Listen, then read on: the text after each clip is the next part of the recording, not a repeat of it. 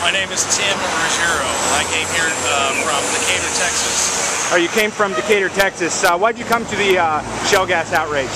I was invited by Protecting Our Waters as an affected property owner in Texas. And so what happened to you in Texas?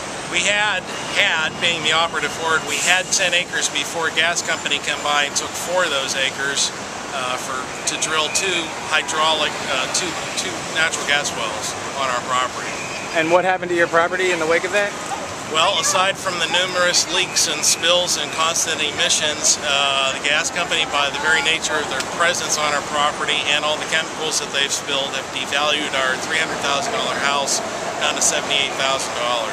So that's not a number I just made up. That came from the County Review Board, and if you know anything about protesting property taxes, you know those are the people that are inclined to tell you no when you go to talk to them about lowering your property tax.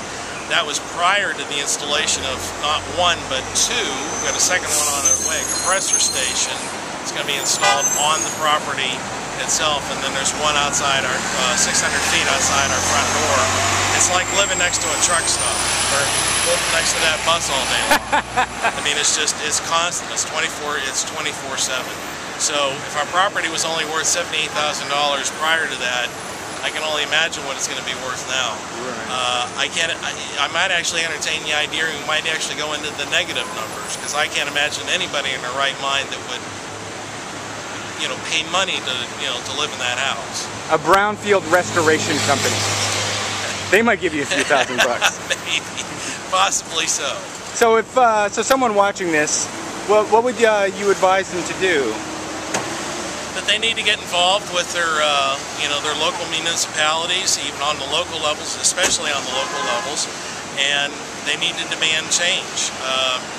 Part of the reason, or a huge part of the reason I'm here is that I'm one of the many thousands of voices that are out there that this stuff is real. This isn't, a lot of people only get their information what they see from America's Natural Gas Alliance, the commercials on TV and the billboards, and it's creating jobs and reducing our dependence on foreign oil and all that.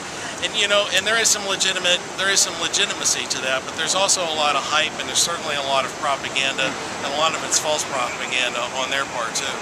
And I think there's a lot of people that really don't understand that natural gas is not, I suppose maybe it's debatable that it's a clean burning fuel, but the process in which they obtain it certainly is by no stretch of the imagination clean. It requires hundreds and hundreds of semi-truck trips, diesel power generators that operate the drill rigs that go 24/7, 365 days a year, or however long it takes them to drill, each one of their wells. So, I mean, the air is filled with nitrogen oxide, which is the key component in diesel exhaust, which studies have shown that it grows cancer. And the closer these operations are to our homes, our schools, and our churches, and our parks, the greater the risk is to human health. And people need to understand that. So I'm not opposed to natural gas well development. I am very much in favor of it being responsible. And those operators need to step up to the plate, and they need to do it right, or they don't need to do it at all. Great. Thanks a lot, Tim. You bet.